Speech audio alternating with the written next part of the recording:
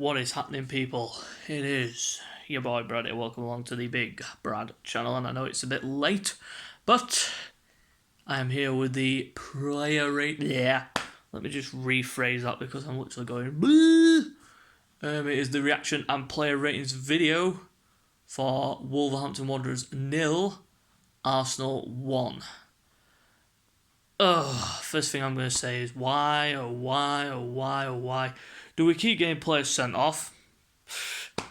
Beats me, but I've never seen a red card given like that before. Never. I've never seen it before. Never. I mean, 1 minute, Martinelli, he pushes Podence in the face to prevent him taking the throw in quickly. That's a yellow card, and then all of a sudden, he barges a player off the ball.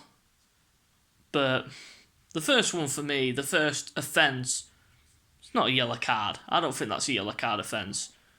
The second one definitely is, but it's not 2 yellow cards in one go. I mean, I've never seen a referee give 2 yellow cards in the space of about 10 seconds. It was. Do apologise. 10 seconds it was. About 10 seconds between each yellow card and then the red card. And obviously then, it created a problem because then we needed to bring on more defensive reinforcements, and that's why Rob Holding came on and produced an amazing cameo. But we defended well, kept Wolves at bay, resorted them to less chances, but we managed to get the result, and that unfortunately is the way we had to go about it because of more ridiculous red cards. I mean, we've got the most red cards out of everybody in the league. I mean, the closest team to us in terms of red cards is Southampton with 8. We've got 15.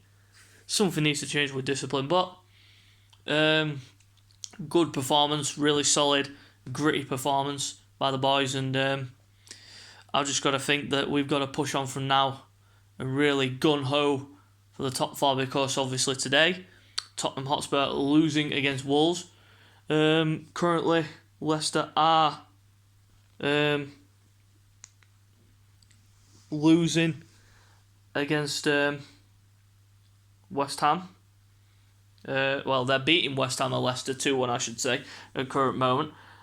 And that could change at any moment because West Ham are a good team.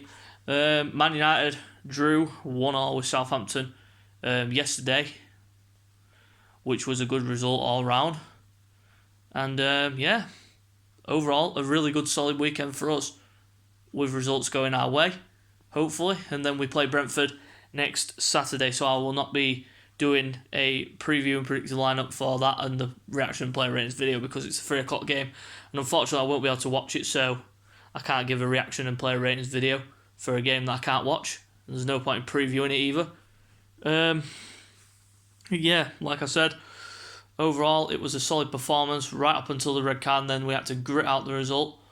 Wolves hardly threatened at all, even though they had Raul Jimenez up front and Podence, such like players, really good players in their team, and they just couldn't trouble us, so it was a good overall performance. But let's get into the player ratings now. Starting in goal, Aaron Ramsdale. Again, terrific performance from Ramsdale. Another clean sheet, really commanded his box. Distribution was on point. Why isn't he number 1 for England? Because Gareth Southgate loves Jordan Pickford. But for me, this opinion's probably going to rattle a couple of people and say, oh, but Jordan Pickford's twice better than him. But clean sheets this season, Ramsdale has kept more clean sheets than Pickford.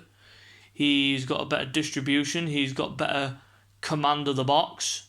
And why wouldn't you pick Ramsdale ahead of Pickford? On current form, you would say Ramsdale is better. But that's for Gareth Southgate to decide later on this year, as the World Cup is coming up this year. So going to the right back position, Cedric Suarez. He had a decent game, but wasn't the kind of game that Tomiyasu would have had. But he was solid, and the defence overall solid as a rock. Did produce overlapping runs for Bukayo Saka down the right. So it was a good overall performance, so I'll give him a 6.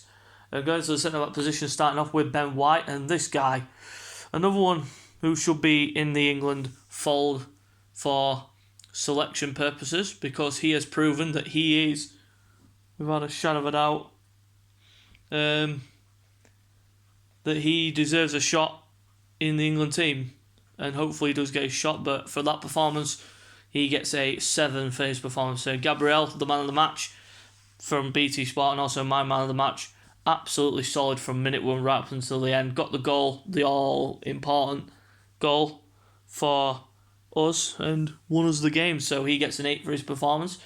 Left back Kieran Tierney, again, another really solid performance. Got forward whenever he could, defended well, stopped Wolves' attacks, but mostly it was a good solid performance, so I'll give him a 6 as well. Well, yeah, same as Cedric, I'll give him a 6. Going to the midfield position, starting off with Granit Xhaka, really solid performance again. Coming back after the lengthy absence and lengthy absence from games, so it was a really good performance, and he gets a 6 for his performance as well. Thomas Partey next to him, better of the two midfielders, I think. Held the ball up well, distributed it well, passing was on point, and again, overall, solid performance, gets a 7. Wingers, starting off with Bukayo Saka, he gets a 6 for his performance again, another solid performance. Really did trouble Wolves' defence. That was the side we were really looking at in terms of an out and out, because Semedo was doing really well on the right against Martinelli, but Saka was really causing problems down the right, so he gets a 7 for his performance. I'll give him a 7 actually, not a 6. Give him a 7. Gabriel Martinelli, he gets a 5 unfortunately, because of the red card, but what can I say that I haven't already said? I mean, it was harsh. It was a harsh red card, but we're just going to get on with it and move on. He gets a 5. Going to the middle, Martin Odegaard, and some people said that he didn't really have that much of a bad game. Well, didn't really do much, and to be honest, he was hardly in the game at all. He was the fringe player at the side and didn't really produce much, and he was just there. Did well in certain areas, but was hardly figuring at all, and didn't create many chances and didn't have any passes, which was weird. Hardly any passes. But for his performance, he gets a 6.